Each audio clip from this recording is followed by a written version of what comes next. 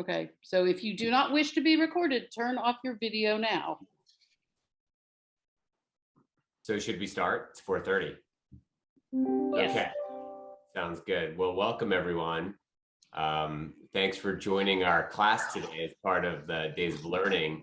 And we're calling this class Redefining the Post-Pandemic Workplace.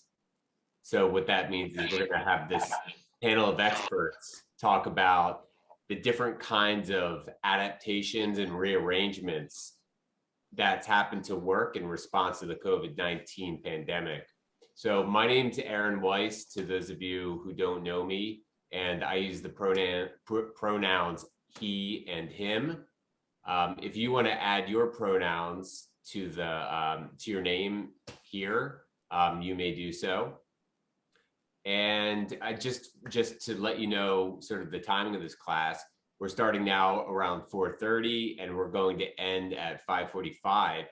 We had planned to spend the first part of the class, about 45 minutes or so, hearing from the panel's observations and insights related to some of the questions I prepared for them.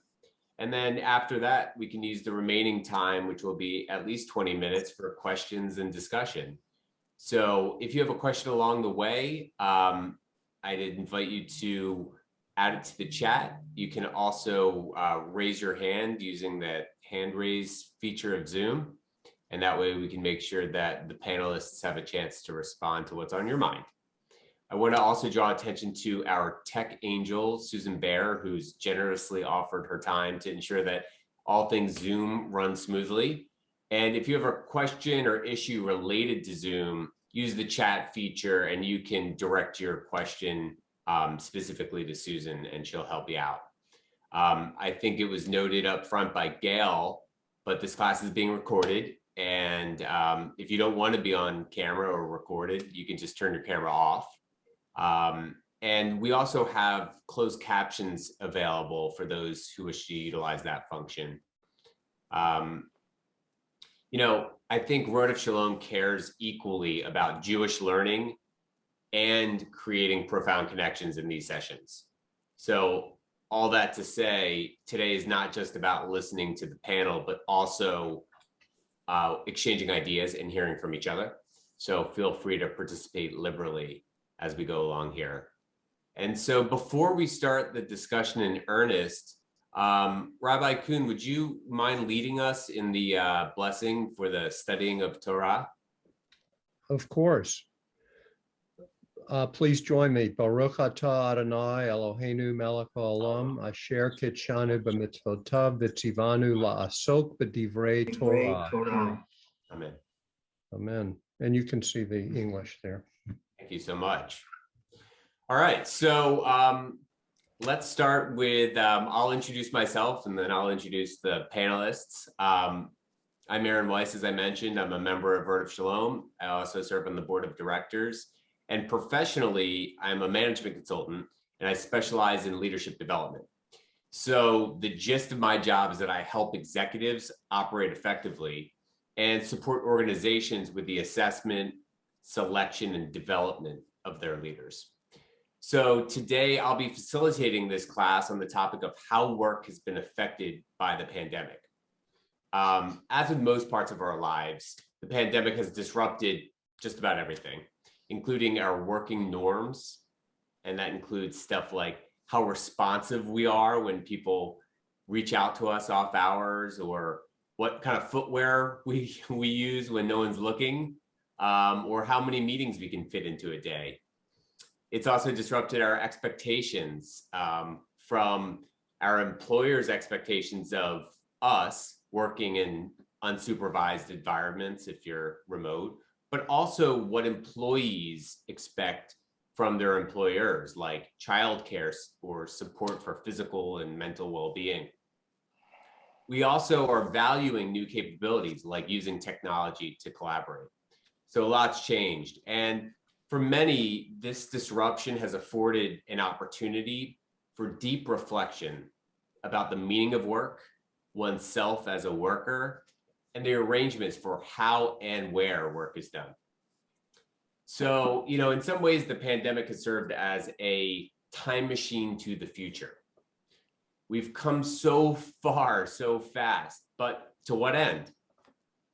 A recent Gartner poll showed that 48% of employees will likely work from home or remotely for at least part of the time after COVID-19, and that's up from 30% before the pandemic. So, as things progress, almost half of the professional workforce will be working remotely part of the time. And I think this period of accelerated change leaves us wondering what work will look like when COVID's no longer monopolizing our decision-making. So, in my own work of coaching and advising clients throughout the pandemic, I've appreciated just how much variation there is across the workforce in the ways people work and have adapted to the circumstances. Some wish things would just revert back to previous in-person office routines. Others have moved out of state entirely and never plan to return to a traditional office. I think I've also gained an appreciation for how quickly people can pivot away from old habits when they're motivated. On the flip side, when we see trends like the Great Resignation, we've learned that some professionals will make a conscious choice to walk away from their job when work's no longer feeling sustainable or rewarding in the ways that they need it to be.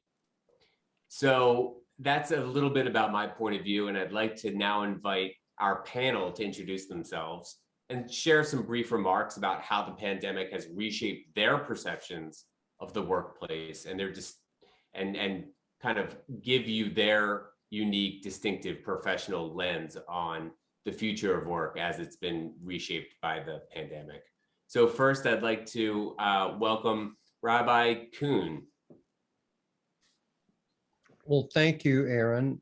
You got it. That was a very good introduction, and welcome to all of you.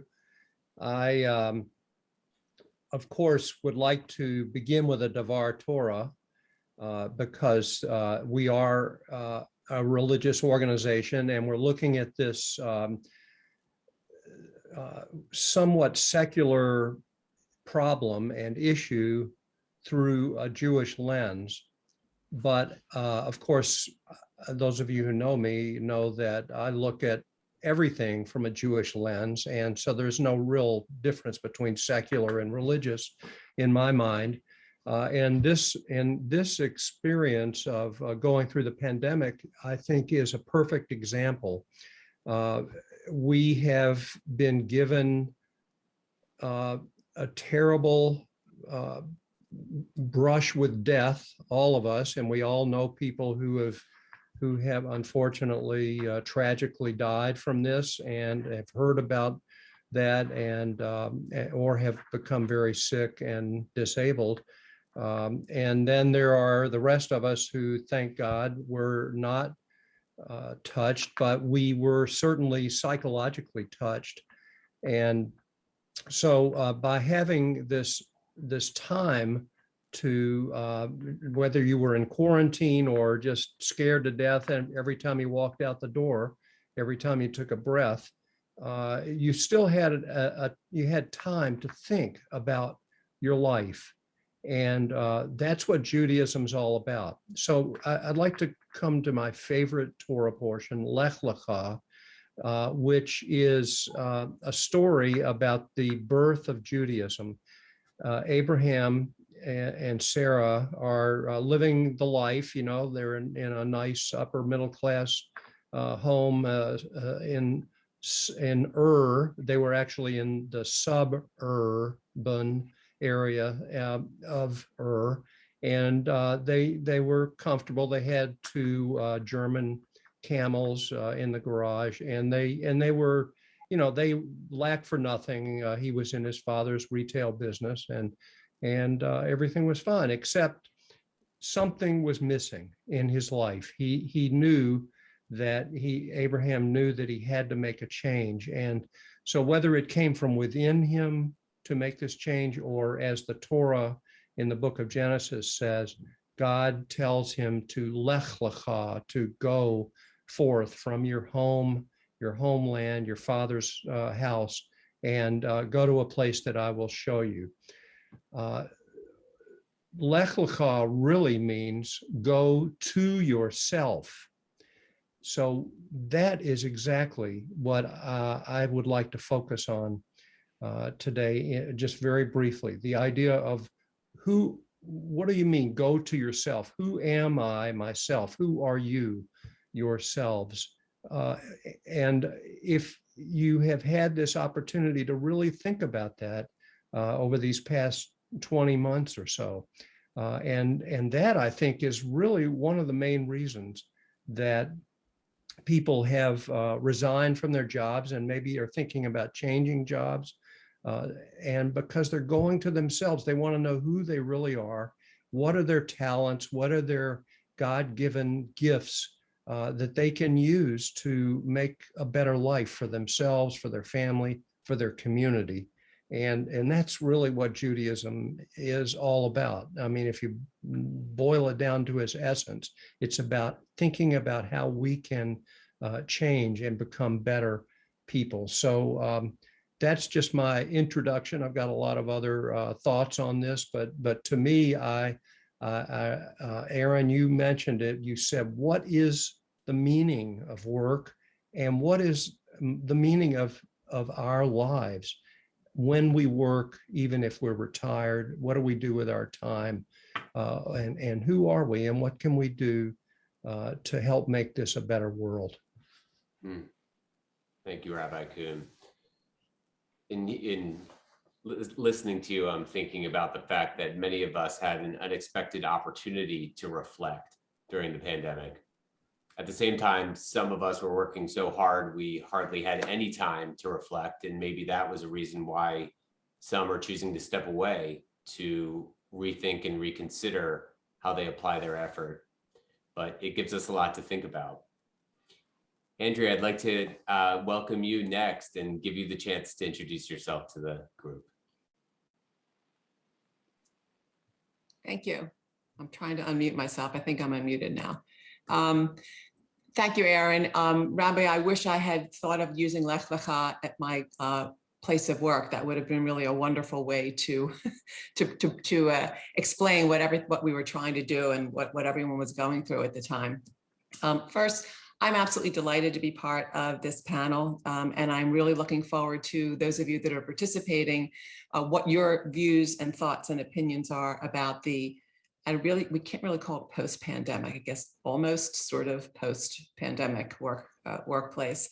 I've been a human resources professional for about 40 years, and I've been the Chief Human Resources Officer for a number of large global companies.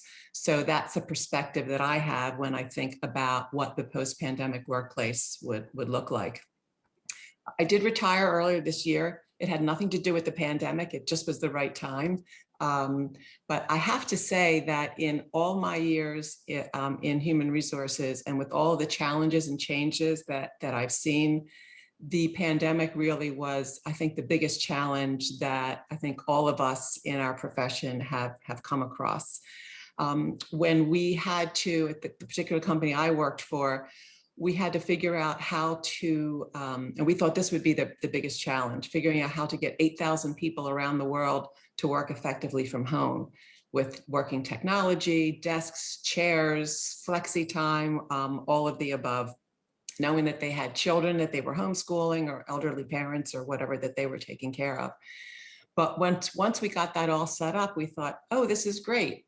When the pandemic's over, everything will return to normal and everyone will go back to the office and that's the way it will be. And that clearly was not what happened. And the real, even bigger challenge was figuring out, can you work from home? Do you need to be in the office? How does one make those decisions? Aaron mentioned the sort of the great resignation. People can, if you can work remotely, you can work anywhere. So people have many more job opportunities. So they'll leave an opportunity where they are to go to work somewhere else because they don't physically have to be there. People are looking more at their health. They're looking more at work-life balance. And how do you do all of these things legally? If you have to go into the office or if you want to go into the office, do you have to be vaccinated? And then how do you monitor those things? I mean, there are a whole raft of legal issues as well, but just from the perspective of, as an employer, of how do you motivate individuals to work in the manner in which they're most comfortable, but also in a way that serves the organization and enables the organization and individuals to continue to be successful. So it certainly has been, the ways of working have completely changed, and it certainly has been a challenge, I think for all of us, and we're still working through it. I am the parent of 2 millennials. I have a 30-year-old and a 32-year-old daughter, and they both have professional jobs, and they don't want to be in the office every day. They want to go in when they want to. And that isn't always the case. So we have that interesting conversation about what will work for them, as well as the companies for which they work. So we're all still working through this. I'm very curious to hear what the rest of the panel has to say, and what those of you who are participating in the session today have either experienced, or what your thoughts are about the topic. So Aaron, thank you. Yeah, thank you, Andrea. And I liked your description of a set of circumstances that at first felt temporary and now feel permanent or enduring in many ways, right? Right. And I'm also reminded of the fact that I don't recall you and I meeting in person before, but we've through this medium and for this reason, we've established a relationship. And all of us, I think, have developed these remote or virtual relationships that at first seemed maybe far-fetched. How well can we really get to know each other from a distance, but suddenly feel familiar? Right. Absolutely. Andrea, thank you. Tiffani, I'd like to welcome you to the panel and give you a chance to introduce yourself. Well, thank you so much, Aaron. So my name is Tiffani McDonough-Solomon, and I have been a practicing labor and employment attorney for over 15 years. So I initially started my career in Philadelphia. I worked at several large law firms in Philadelphia, including Lillard Mendelson, Cozen O'Connor, and then Obermeyer. In 2014, I joined Louis Vuitton as their employment counsel. I actually moved to New York City for this role. And I'm now currently their senior counsel for employment and litigation for the Americas region. So in addition to advising the HR team on matters that relate to our employees in the US, I also advise in Canada, Central America, South America, and the Caribbean. I will say, and I know this probably echoes Andrea's sentiment a bit here, that in the last 15 years, I have not seen anything like COVID as far as the impact it's had on the workplace, on labor and employment laws. There have been so many laws, as far as state laws and city ordinances enacted in the last year and a half, I think more so than have been enacted altogether. To give you an idea, there are over 100 laws as a result of the pandemic, specifically related to labor and employment, that are going to go into effect between January and June of 2022.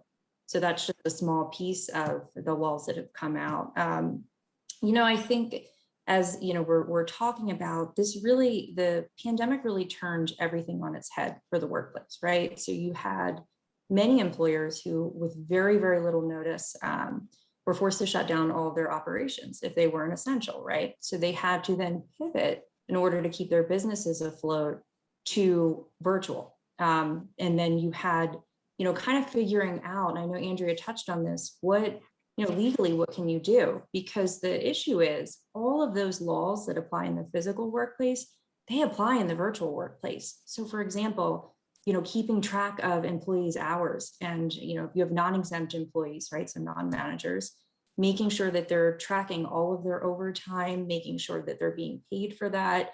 And it sounds simple, but when you're not used to a remote operation, that can become very tricky very quickly.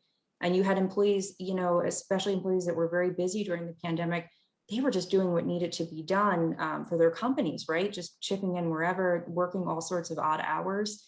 So really making sure that your employees recorded their time. You also had things like, if an employee got hurt in their home, right, during their working hours, you are liable under workers' compensation laws. A lot of employers kind of forget that piece. On the flip side, you have with employees that there's still that expectation of professionalism, right? So even though you're sitting in your dining room and conducting your meetings, you still have to show up in a professional way, look professional on your videos, show up on time to your virtual meetings. And I know in the beginning of the pandemic, that was extremely difficult because a lot of people, had children, right? And their children's schools were closed and everyone's trying to make it work. And it's really difficult to do that. So I think there's, employers are really working through that, ensuring the separation between work and non-work time.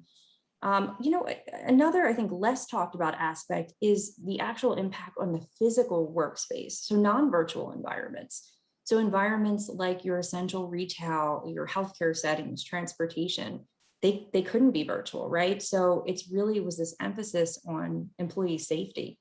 So whether it was the, making sure your employees are wearing masks to now with, potentially having vaccine mandates. I know we'll talk about this a little later with the President Biden's and OSHA's vaccine mandate. It's currently temporarily suspended because it's met a legal challenge in the court. But if that were to go into effect, kind of what that looks like. But I think, with the workplaces, we're definitely seeing a more employee-centric focus. So making sure employees are safe, wanting to ensure that, if your employees are sick, for example, it used to be, a couple of years ago, if you think about it, if employees called out sick, unfortunately, in some workplaces, that may have been frowned upon, right? And employers may have said, oh, are they really that sick? Can't come to work. Now it's, you're showing up at your employer, you're doing a wellness screening, answering questions about, do you have a fever? Do you have a sore throat? And if so, you can't report into work. They want you to go home. They do not want you to come to work because they don't want you to infect your coworkers. Even if it's not COVID-19, they can't take that risk, right? So, and I think as a result of that, what I'm seeing at least is a lot of state legislators and then city council members are proposing paid sick leave laws because there's no federal mandate that employers provide paid sick days. So, a lot of larger companies provide these things, but with smaller employers, they don't. So what you see, we had a handful of state and, city paid sick leave day or paid sick day laws prior to the pandemic. But now you're really seeing them crop up a lot because employers realize, or I should say the government realizes that you need these things in place. If you're going to tell employees they can't come to work and they're not getting paid, that's a really difficult situation to be in. So I think it's really forcing the needle on that issue where there was some reluctance before, I think, to put those laws in place. So I think, look, it's a very interesting time. I think there's a lot of opportunity in, the legal sense and the labor and employment laws and that front, as far as paid family leaves, things like that are really pushed to the forefront as a result of the pandemic, which, both Aaron and Andrea said is continuing, right? We're not through it yet. And we still got a way to go. So it's gonna be a really interesting conversation today. And I'm very interested to hear from everyone and hear everyone's questions. Thank you, Tiffany. It's incredible to think about how much new law has been enacted, and it's, at the federal, state, and local level. And these are laws that you are interpreting as counsel on behalf of your organization, but then also employees have to understand and comply with. That's so fascinating. So our last panelist is Lloyd Brotman, and I'd like to welcome Lloyd and give him a chance to introduce himself. Thank you. Aaron, thank you for all of your hard work, and Gail and everyone who has contributed to this. And, it was great just meeting with the panel in preparation. And I feel like I was looking forward to listening today because we didn't really plan everything. We kind of talked about what we were going to talk about, but today we're hearing what each other has to say. So it's really a great opportunity. I was trained as a psychologist in the 1970s.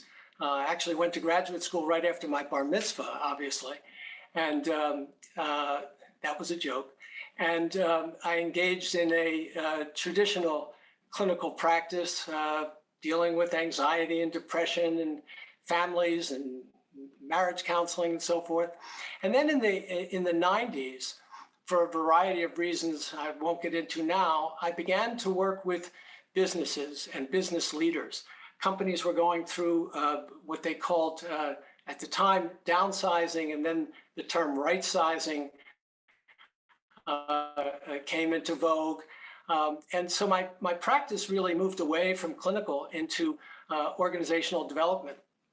The big issue then was the employer-employee contract. People didn't realize they had a contract. It was implied.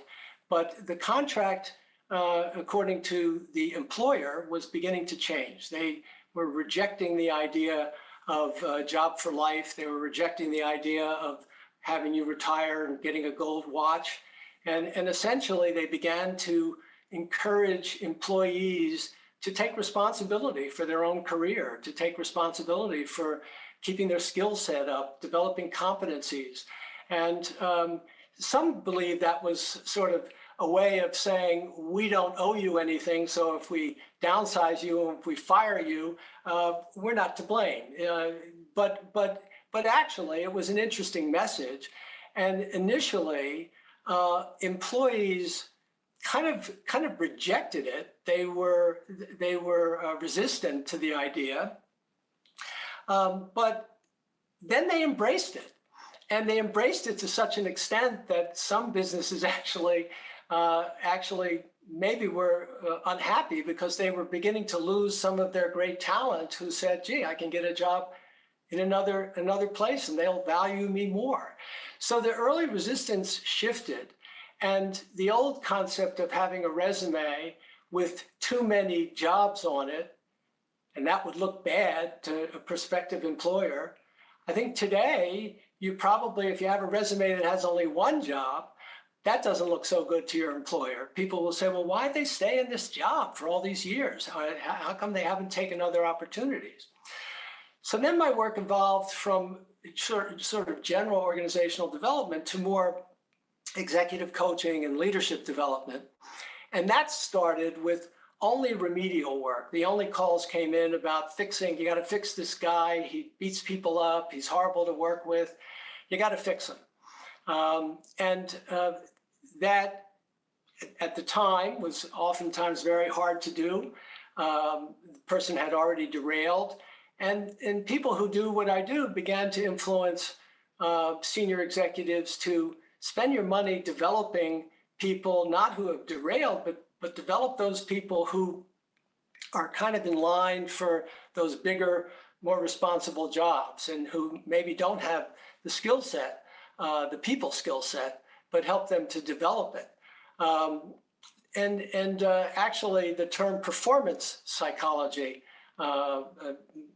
started to be used, and some of us use that term to differentiate. So we make it clear that we're not coming in to fix something as you would traditionally think about when you see a psychologist, but we're actually helping people to perform at their highest level. So Aaron suggested that we talk about how the pandemic has reshaped our perception of the workplace through each of our lenses. And the reason I'm sharing my own professional development story is really to emphasize how my career has changed and how the workplace has changed over the last 40 years. My professional lens is one of change. Changes have been intentional, they've been unintentional, but they've never ceased. They just always occur. Think about office structure. There used to be executive offices with a private bathroom. People had a key to the private bathroom. I remember executives in a company I was working for when they talked about how many ceiling tiles they had in their office. And that would determine, you could walk into someone's office and they had 6 big ceiling tiles, it meant that they were a manager. If they had 8 big ceiling tiles, it meant that they were a director. And if they had, more ceiling tiles, you could understand the hierarchy. There were always closed doors. Those closed doors got opened. I remember an executive who said, I have to put glass in my door because even when my door is closed, I want people to be able to see through the door. I want them to know I'm not just kind of sleeping on the job. Doors and walls were eliminated. Executive office suites got blown out, and then I remember working with GSK, where all of the executives who were in these lovely offices started to work around one big table, and that gave way to the concept of hoteling, where even before the pandemic, some companies said, well, you don't have a permanent desk. You just come in, take your stuff out of a locker, pick a workstation, and you'll start, you'll work from there. Work from home was kind of the next step. And now I even read an article yesterday, it was interesting, where they talked about WFW, work from work, as the next frontier. We've been doing work from home, so now we're doing work from work. All the while, we became more casual in how we dressed. We used to talk about how should actually, I was from the wearing a tie generation, and for a while you couldn't get in trouble wearing a tie, but then you could get in trouble wearing a tie, because if I dealt with organizations of younger people, especially high tech, I was looking like a dinosaur. So I had to kind of decide, should I wear a tie today? Should I not wear a tie today? I had a conversation just the other day with someone. We were going to have a meeting. And so people are going to wear ties, or they're not going to wear ties. It's a lot of change. So then technology actually began to change. We had the US mail, which got delivered twice a day, which gave us a little time to respond. And then fax machines came on board, and then email and text and Slack. You know, dial phones turned to smartphones, smartphones turned to smartwatches, hard drives turned to cloud computing, and now the pandemic. I agree with many experts who say the pandemic simply accelerated the pace of change, but we were headed in this direction anyway. Changes that would have occurred and waited till the next set of leaders to implement are actually being implemented, sometimes reluctantly, by a set of leaders who were accustomed to different norms. I think we would have been using Zoom and Teams and WebEx. You remember Skype? Skype could have had the whole. Skype could have been Skype could have been Kleenex, you know, could have been the Kleenex of platforms, but they were not easy enough to use, but we were beginning to use them. Working remotely was starting to happen anyway. As companies became more global, it necessitated working remotely. There was always someone dialing in from Shanghai or dialing in from from Singapore or from India. So we were beginning to do that, and this would have just been where we were going to go anyway. So my message is a message of change and the need to manage change. There was a recent New Yorker article, "Has the pandemic transformed the office forever?" And there were some good questions raised. I took them, I kind of paraphrased. But basically the questions we might think about, what's the purpose of the office? Is it to orient and train new hires? Is it to instill a corporate culture? Is it to ensure that bosses have oversight in the case of slackers? Is it the only way to facilitate good collaboration? Is it to promote a good social life? And is it to provide refuge from home and family?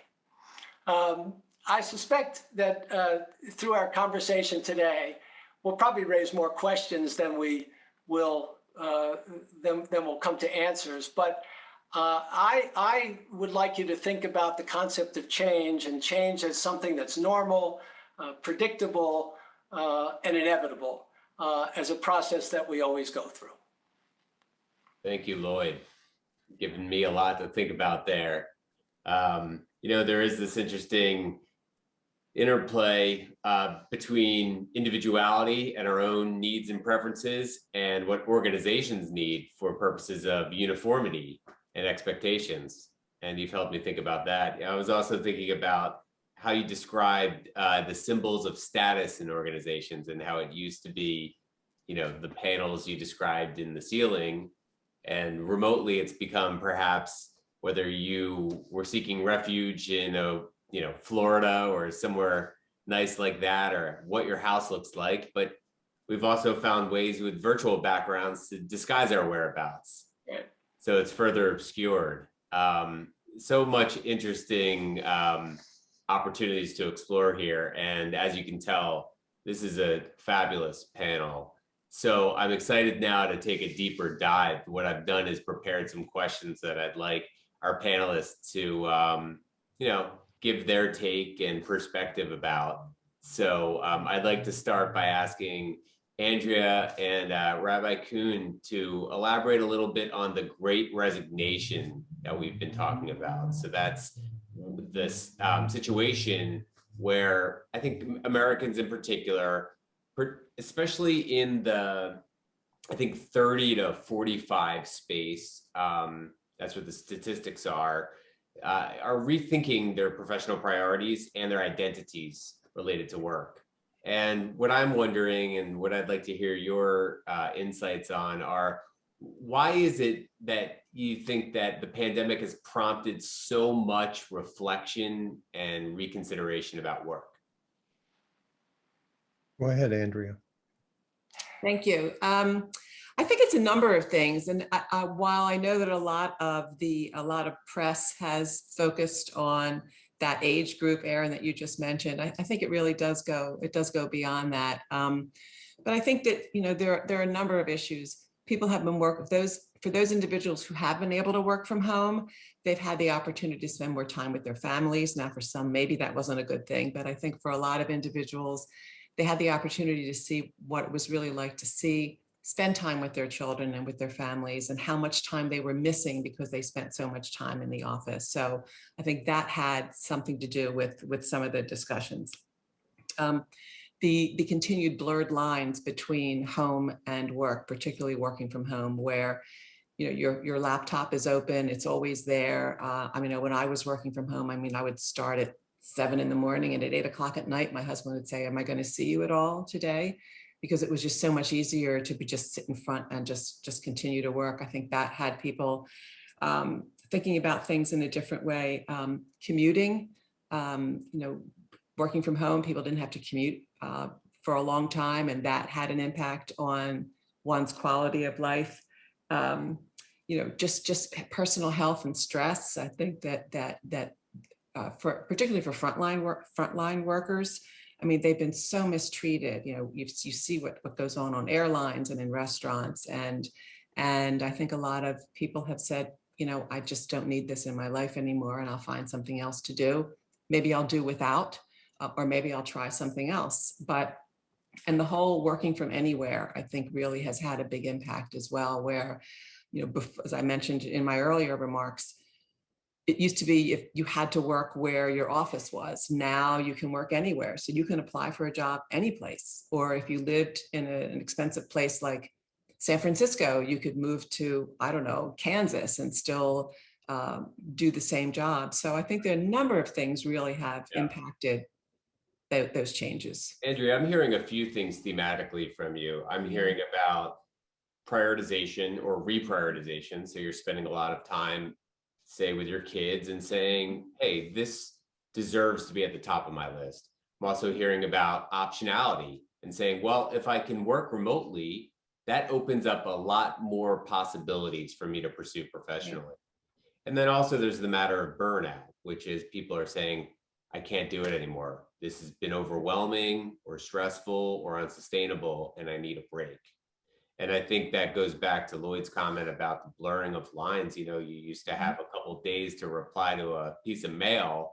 And now if people know you're home because you're on lockdown or quarantine, they're like, well, then why can't you show up for a video meeting? Right. We know where you are. Rabbi Kuhn. Thank you, Aaron. Well, I want to thank all of the panelists for their excellent presentations. I'm learning so much. But I agree with you, Lloyd, that these changes may have happened anyway, and things were evolving and moving in this direction. But I also think this was a dramatic change, that the pandemic has really led to one of the largest shifts in jobs in recent memory. I don't know, maybe ever, but millions of Americans making changes. And so all of these changes make me think that maybe people weren't fully satisfied with what they were doing before the pandemic. What is it about our lives that prevented us from seeing things that are so clear to us now? The pandemic has disabused us of the illusion of time as a limitless resource, and maybe even the false promise that sacrifices that we make for work and for our careers, were they really worth it? So all these things are going through our minds now, and I think I especially am interested in thinking about the idea of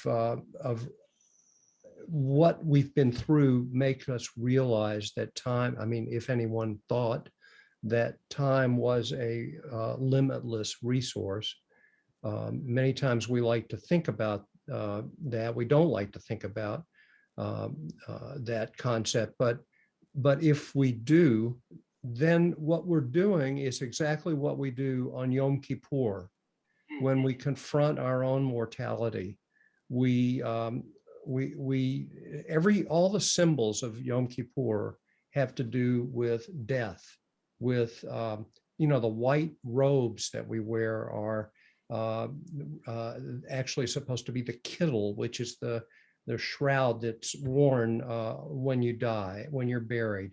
There's no eating, no pleasure, and thinking seriously about your life and about what you need to do to change.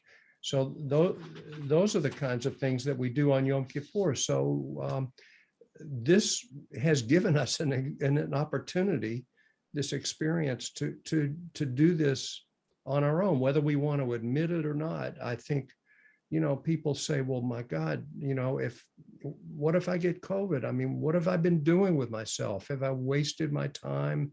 Or can I do something now to try to make my life better, to try to contribute more to the world?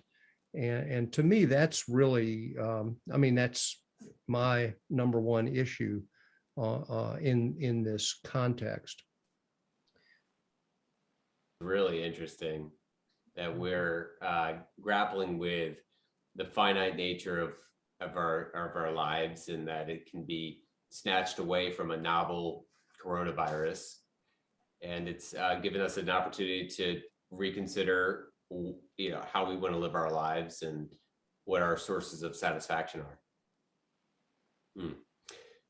Well, I'd like to ask a different question of Lloyd and Tiffani and Andrea about how organizations should approach new working norms, expectations, policies, all of these things Tiffani described, changing legally, but also socially, as Lloyd has mentioned.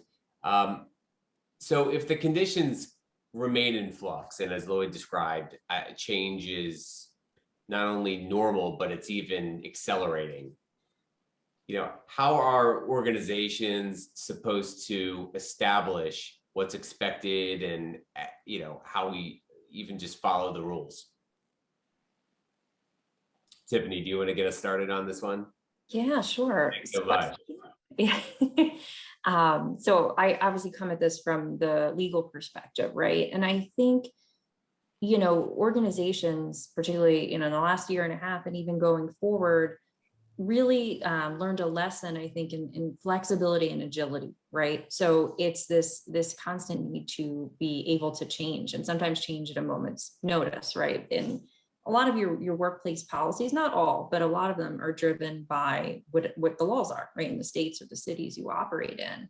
And I think, you're seeing this need to really, more than ever before, either, if you have outside counsel or you have an internal counsel in your organization, to really know what's going on with the laws, what is pending. The the biggest example I can think of right now even is the potential vaccine mandate. So as I had said earlier, that it's a mandate from President Biden, and they did it through OSHA. So OSHA governs a lot of the workplace safety rules. And the mandate, for those of you who are not familiar with it, there's kind of two options an employer has under this mandate. The first is just to say, okay, workforce, all of the employees have to be vaccinated unless you have a religious or medical exemption. And if you don't get vaccinated, you can't come back to work. The alternative to that is to say, okay, if you don't want to get vaccinated or you can't get vaccinated because of medical or religious reason, you can test out weekly. So basically every week your employer is going to test you for COVID-19. So whether this is at a clinic, at the employer's work site, even through telehealth at your home, they're going to test. And if you're not positive for COVID, you'll come back to the workplace. But every week you're going to have to get that test. So, I think, as I said, while it's temporarily suspended, it was supposed to go into effect, the policy portion of it, December 4th. And then by January 4th, employers would have to enforce this. Right now, it's before the Sixth Circuit Court of Appeals. No matter which way they decide, it's going to go up to the Supreme Court. So assuming if the Supreme Court does allow the law to go forward and be enacted, you're going to have a very small window of time as an employer to comply with this. And this is a huge organizational endeavor for employers, I would say, with the exception maybe of healthcare, your retail employers, your office employers, tech employers, they're not used to vaccine mandates. So in healthcare, there's the flu vaccine, and a lot of hospitals require that you have that. So they're a little better equipped to set this up and have employees, checked and all of that. But with other employers, they're not used to doing this. So it's getting those things, even now with that law, not knowing what's going to happen, having it be suspended, it's getting everything set up now, right? So you're in a position to say, okay, if this comes into effect, we're ready to go. We've retained, an outside organization to handle this for us, or this is how we're going to handle it internally. Also, what option are you going to go with? Because as we know, there's a labor shortage, right? There's not enough people to fill the jobs in the workplace. So if you have a hard vaccine mandate that says you don't get vaccinated, you can't come back to work, you may lose a good portion of your workforce that for whatever reason does not want to be vaccinated. So I think, it's as an employer deciding, okay, should we go with the soft mandate where people can be tested, right? So we don't lose all of our talent that for, their personal reasons do not want to be vaccinated.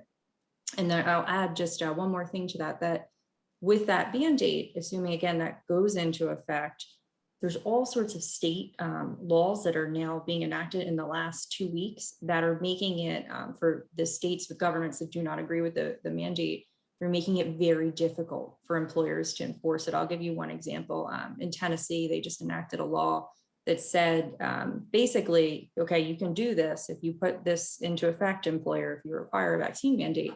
If your employee has any adverse reaction to that vaccine, you are now legally liable to that employee for their damages, right? For medical care, things like that. So it's really, puts employers in a really precarious position because they're trying to balance these different laws, right? They operate in Tennessee, they have that law to balance plus, the federal law. So I think it's just with organizations, it's really being agile, flexible, and really on top of these, especially the bigger laws on what's going on, because it's a very complicated time, and obviously a lot of political aspects of it too. But it's just, if you're a multi-state employer, you really need to be aware of what's going on and how you're going to approach it. Right. Thank you, Tiffany. So to use an exercise analogy, it sounds like more CrossFit, where you might have to run and then lift some weights rather than just preparing for the Tour de France. Oh, absolutely. I think you're looking at a triathlon level. Yeah. Thank you. Lloyd, what's your take? Yeah. Well, I want to go back to something Rabbi Kuhn said. I agree with you. What we've experienced is it's an enormous shift.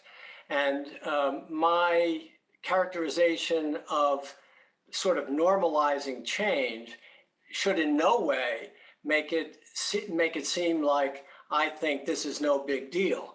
It's a big deal. Death is a big deal, But when someone 95 dies, we think of it differently than when someone 18 dies. So although it's normal, it is dramatic and it's different. So I just want to make that point. Good point. I certainly didn't mean that. No, I know, but I wanted to come back to that. We know that organizations do perform at a higher level when people understand their roles, they understand their expectations, they understand the norms. And you asked about norms, Aaron, you were talking about norms. I think that we're really just in the phase of developing norms. There's a beautiful model back from 1965 by a guy named Bruce Tuckman. You can find it online, but you don't even have to. I'm going to tell you 4 words: forming, storming, norming, performing. Organizations, groups, communities of all kinds go through these changes. They come together, they storm a little bit because they don't know what the expectations or norms are. They develop norms and then they perform. And we are in the storming phase. We're beginning to develop some norms, but we are in the storming phase. So, you're just listening to Tiffani and talking about all these legal issues and all the changes that are taking place, but nobody really knows what the rules are yet. Yeah. So until we have a clear set of rules, until we have a clear set of expectations, and until we have a clear set of norms, we won't be those high performers that we like to be. But I come back to this issue. Understand, and I think this is helpful as people are going through it. It helps them to feel some sense of control, that things are not just totally out of whack. This is a normal process. It's right. Predictable, it's inevitable, and we will normalize. We will get to those norms, we'll develop those norms, and we'll be back and understand what the rules are. Thanks, Lloyd. And speaking of norms, earlier I think Andrea mentioned the prospect of coming to work sick, or maybe it was Tiffani, but it used to be if you're under the weather but you show up to work, it's a sign of heroics. And yep. And I think going forward, if you show up to work sick, you're going to be promptly sent home. But then what about the norm of if you're sick, but you're working remotely, then are you supposed to show up? I mean, you're not contagious, but we now also have more respect for illness and well-being. So there are many norms to be ironed out, I think. Andrea, what are your thoughts? Yeah, I mean, I agree with everything that Lloyd said, and certainly Tiffani brought up the myriad of legal hurdles that organizations have to jump over. And if you're part of a global organization, it's that much more complex because the laws vary country to country. So yeah, it's certainly a challenge. One of the things that we did at the company I just left, we surveyed our employees constantly. I mean, we were always looking for feedback. What's working? What isn't working? What do you need? What can we do? Not that we could do everything, but it was really important for people to be heard, that their opinions mattered and what they were going through really mattered. And I think that made a big difference. The other thing too, as we go through this sort of storming phase, leaders have to be trained to be able to lead through these kinds of changes. And they have to be able to guide their employees through all these changes, whether it's in person or whether it's remote. And if you're in sort of one of these hybrid situations where some people are in the office and some people are working from home, people working from home might feel disadvantaged because they don't have that personal connection, or they may be missing out on a promotional opportunity because they're not seen physically in the workplace. So there are a lot of other considerations that have to be taken into account, in addition to the myriad of legal and just other change that companies are going through. So it's a lot. It's quite challenging for organizations. Absolutely. Thanks for sharing that perspective. I'd like to ask a different question now for Rabbi Kuhn and Lloyd. And, that's about any advice you have for those who are trying to manage themselves both mentally and spiritually through all of this uncertainty and change. So I think we all agree that uncertainty and change is becoming normalized, and the volume of change is tremendous. So how can people get through things not being familiar or like they used to be? I think it's important for people to manage their own reflexive tendency to say, I hate change. It's such a common response to the idea of change. And I thought to myself, we're Reformed Jews. If we didn't have change, I'd be at a million right now. I mean, we would be, this meeting wouldn't be happening right now.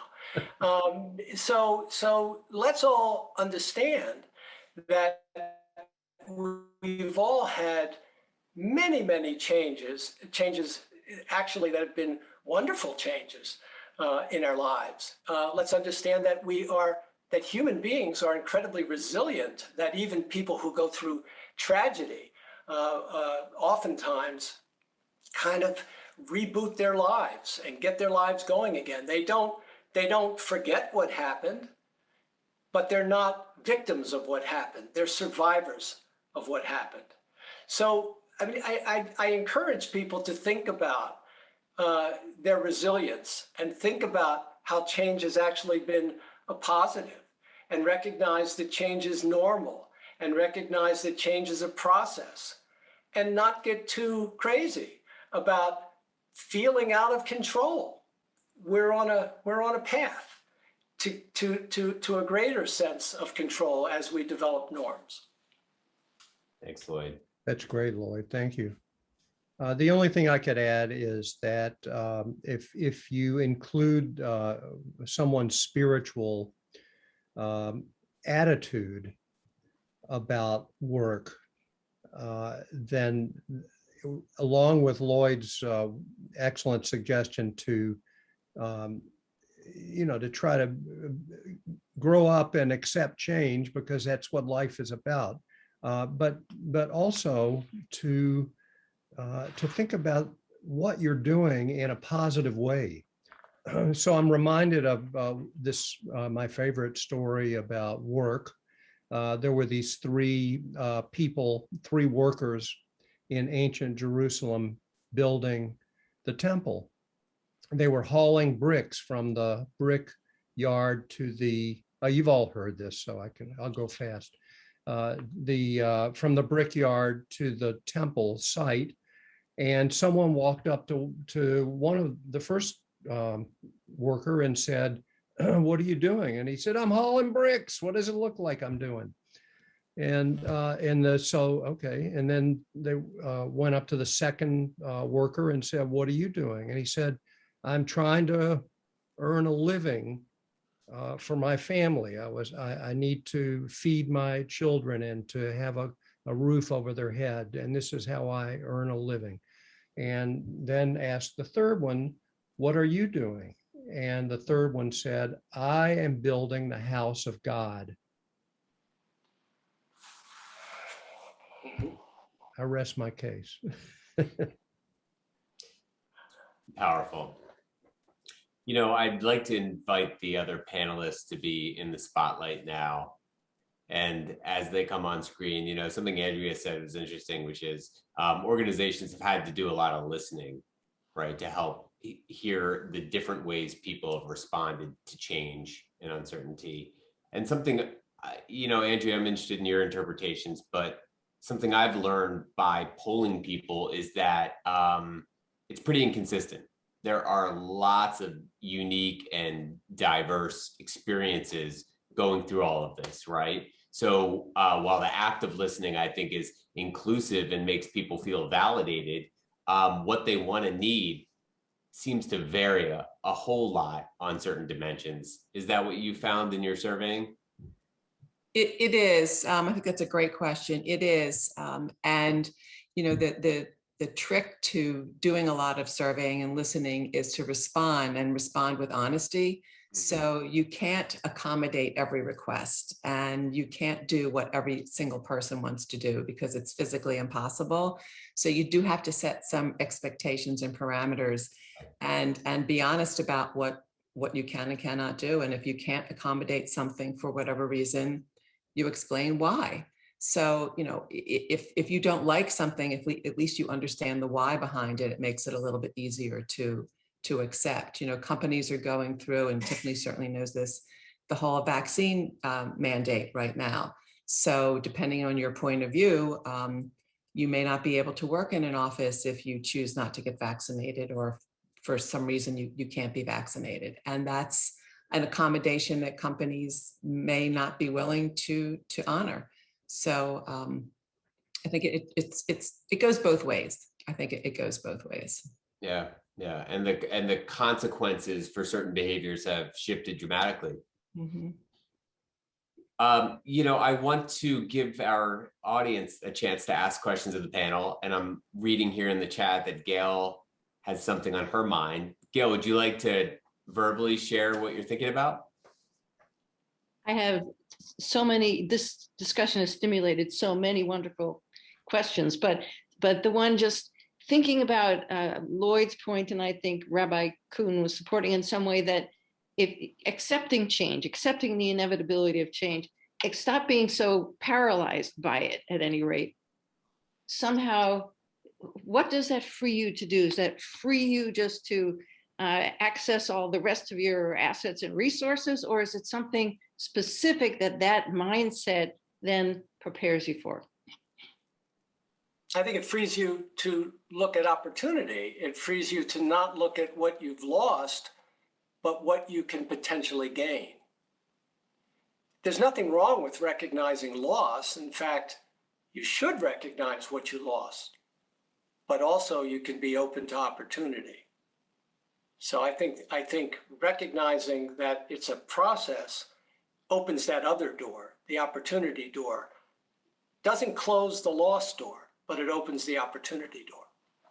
Lloyd, to follow up on that, do you think we were under an illusion of that we had more control than we really did before the pandemic? Everybody's under the illusion they have more control when they feel under control. And then immediately when they get disrupted, they feel like, oh my God, I've lost control. Yeah. So yeah, I think that's a good word, an illusion. Or a delusion, huh? Yeah, that's right. Ellen, I see your hand up. I have found this an absolutely fascinating conversation, and I thank all the presenters for sharing their points of view. And so I have a very sort of a focused question. You, Aaron, and Andrea talked about surveys and the use of surveys in this time. And we are actually trying right now to create a survey for our Inclusion, Diversity, Equity Task Force, because we're in this hybrid world where some people at Road of Shalom need to stay home or choosing to stay home, and other people are coming into the synagogue. And we want to accommodate the needs of everyone. And so we were starting to focus on, for example, vision, mobility, hearing, and those kinds of issues, on what solutions people wanted. But then somebody said, that's not the way to go. You should be focusing on the problems people are having, not the solutions they might want. And I was wondering if you could each just talk a little bit about the surveys you've created and how you dealt with that issue of how do you get at what people really need. Andrea, do you feel like you're ready to answer that question? I think so. I mean, it's not sort of a black and white response, unfortunately. Yeah. I'm sorry. You know, you can't just ask totally open-ended questions. I think there has to be specific questions with a specific either it's a multiple choice or some way of responding where you can measure what the responses are. And the surveys also should be short, because the longer they are, the less people will be inclined to complete them. But without sort of seeing what it is and I'm not a survey expert by any means, so without seeing what it is exactly you're trying to get at, it's a little hard. But I think they do have to be somewhat focused. Just saying, well, what is your problem? And I'm not suggesting you would do this, but you can't just ask, what is your problem? You'd have to have some parameters and more specific, guideposts or solutions that you're looking for in those questions. Yeah. Yeah. Yeah. So to be more specific. So is it better to say, do you have a wheelchair that you're going to be bringing into Road of Shalom? Or is it better to say, what are your mobility needs? In other words, is it better to try to, in other words, would you like a cutout in more aisles to accommodate your wheelchair? Or is it better to ask, are you not coming to Road of Shalom because of mobility problems? We're just having trouble. Yeah. With the level of specificity, and you don't want to jump to solutioning for a problem that hasn't been surfaced, but at the same time, you don't want to fish for problems that either might be difficult for people to articulate, or they're not comfortable articulating, or maybe it's a problem that they don't fully recognize the context of. So maybe this is too a question, but you both mentioned surveys, and I'm right in the middle of trying to do one, so I couldn't asking for some help. Yeah, and I think there's it's why are you asking the question is a good starting point, right? Is it because there's a very narrow and specific solution you're driving toward, or is it to give people a chance to express themselves, or is it to make interpretations of what large groups are saying? But you said that one of the goals of her survey was to give people a voice, and Andrea, I immediately said to myself, well, do they feel like they've had a voice if they respond to the survey and then nothing happens? So it couldn't just be filling out the survey, right? Was it important to you to then have positive change coming from the survey results? Absolutely. Absolutely. And again, as I mentioned, if there was something that we couldn't accommodate, we would be very upfront about the fact that we couldn't accommodate. And also, once you do a survey, you have to get back to the respondents very quickly. Yeah, that's a good best practice. And listen, Ellen, I'm not a surveyor. I do ask people a lot of questions, and I do it professionally. And generally my rule is I ask questions that I authentically want to know the answer to and need to know the answer to. So I like to focus the questions on what you really need from that person. I think David Barron had. David, please go ahead. Yeah. Couple thoughts. When you think back to your parents' generation, life really revolved around work, period, for most of them. The young people today are really looking that work should revolve around my life, as the case may be. Adam Grant, who all of you obviously know, wrote a brilliant article in the Wall Street Journal, which I can see Aaron already read on over the weekend. And the title is The Real Meaning of Freedom at Work. And what he's saying is that I'll just take myself for example. Maybe my net worth was very important to me, okay, as I approach 80 and shortly, versus the young people who are saying, forget that, I want net freedom. And corporations, there was an interesting article in the New York Times on Sunday, what the CEOs really think about the future of work. Aaron, if you get your work done, I don't care when you do it. Okay, you see this in professionals, law firms and accounting firms and whatever. In addition to which, I think we have to think about not just the corporate world, but think of the change that Road of Shalom with its small number of 14, 15 employees went through. And if you speak to Hank, and Lloyd probably knows this, you can understand that. I've always felt in my work with clients, mostly lawyers, that the intrinsic gratification in work is probably more important than the extrinsic.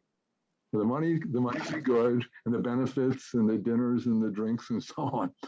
But sometimes what happens, people never achieve that extrinsic gratification. And during this pandemic, I'm sitting back for 20 months and saying, you know, I'm reflecting, and I think I need to change. Why didn't I change before? I was scared to change. What am I going to do? But now I don't want to hit rock bottom mentally or any other way and move forward. So I think the millennials and the Gen X, I think that Grant says it much better than me in the one sentence. The rise of the remote work during the pandemic is just one part of a generational shift that is redefining how and why we do our jobs. And if you get a chance to read it in the Wall Street Journal, I think it'd be helpful just for those of you retired or not retired. So thank you. Thank you, David. I appreciate that perspective. And I think up front, we talked about how some of us, have access to several generations, whether they be at work or in our own families. Would anyone like to share observations they made about the difference between your generation and other generations in response to the pandemic?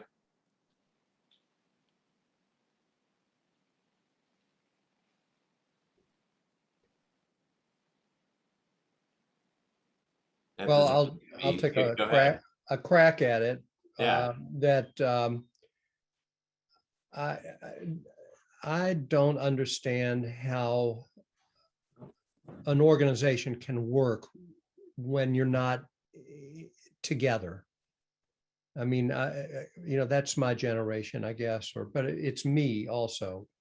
When we designed our new offices at RS, I made sure that these offices were right next to each other. The clergy was right there on top of each other, because every time something would come up, we would get together. We had this little conference room, and we would talk it out, and we would think about, what can we do to try to make this work? And we were going through a period of tremendous change under Lloyd's leadership, and it really worked. I can't even imagine that we would have had that much success had we not been able to actually look into each other's eyes and talk to each other.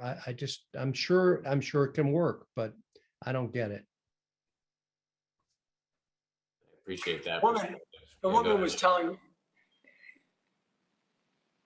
I had a conversation yesterday with someone. We were talking about how, gee, if it were not for technology, how would we have gotten through this last 2 years? I mean, how wonderful it is that we've had this technology, because we couldn't meet in that meeting room, and we learned to meet. And she said something. She said, I did a really big project about 25 years ago, and we did it all on the telephone. And it was all about, she said, because none of this technology existed. And we did a major change in a very large global corporation, but we did it all on the phone. And she kind of was reminding me that each time we think, well, how would we do it if we can't, if we can't meet face to face, or what if we didn't have Zoom, or what if we figure it out. We do figure it out. We're very resilient and very inventive people. We really do figure it out. And I think that some of what you're saying, I experience as well. My resistance is based on my habits. I thought I couldn't live without getting the New York Times delivered to my front door. And then when the pandemic came, I didn't want all this paper, and I didn't want to be touching stuff that well, guess what? I don't want the New York Times delivered to my front door anymore. I love reading it online. It's possible. Yeah, that radical change is possible. It is. It is. And I just think that there are lots of examples of that in all of our lives. But, you know, we also don't want to lose a lot of the sort of intrinsic value that comes along with gathering and doing things together. And it's hard to measure that value, isn't it? And we shouldn't be talking about this as though it's either or, like we're never going to be in a room together or we're always going to be in a room together. We have new tools. These are just new tools. Let's use them. Let's embrace them. Let's not be slaves to them, but let's just recognize, boy, now we have a bigger toolkit. Right. Right. Well, I'm conscious of time and I want to make sure that we've attended to everyone here. Are there any lingering questions that perhaps we could address in a different context or format? Well, if there aren't any other questions, I'd like to thank this panel. I'm seeing some things in the chat. Gail, is there anything I need to attend to right now, or should we review it together later? Oh, in the chat? Yeah, I just want to make sure I'm not missing anything. Well, it would be a wonderfully longer conversation for another time. I know. Listen, we're just scratching the surface. There's so much I want to ask each of you.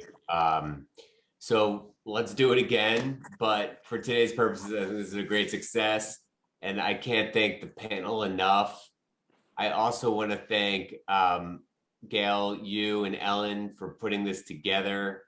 And I want to thank Susan for being our tech angel. A lot of good and hard work went into producing this, and we're so appreciative to have this opportunity to put our heads together. So thank you to all.